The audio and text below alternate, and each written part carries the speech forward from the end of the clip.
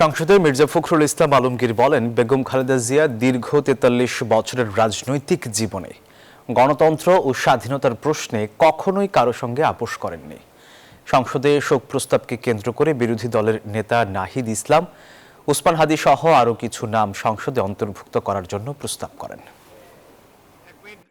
এই সংসদ দেশনেত্রী বেগম খালেদা জিয়াকে গভীর শ্রদ্ধার সাথে স্মরণ করছে এবং তার মৃত্যুতে মহান জাতীয় সংসদ গভীর শোক ও দুঃখ প্রকাশ করছে।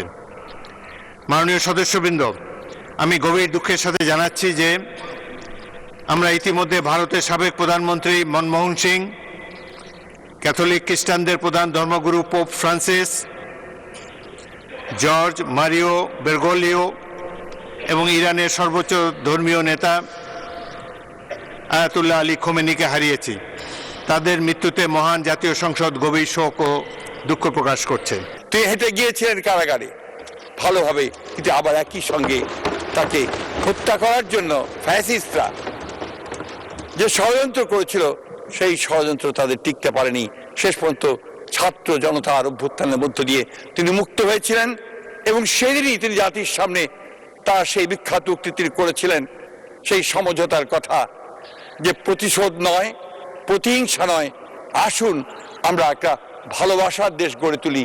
স্মরণ করছি আমাদের ভাই শরীফ ওসমান হাদী, যিনি তার সাহসিকতার মাধ্যমে বাংলাদেশকে একটি ইনসাফ ভিত্তিক বাংলাদেশ হিসেবে গড়ে তুলতে চেয়েছিলেন। তিনি আর আমাদের সাথে নাই। আমরা ওসমান হাদী ভাইকে স্মরণ করছি, শহীদ আবরার ফাহাদ ও শহীদ ফেলানী খাতুনকে স্মরণ করছি, যারা ভারতীয় আধিপত্যবাদের বিরুদ্ধে লড়াই করে বাংলাদেশকে আজকের এই জায়গায় নিয়ে এসেছে।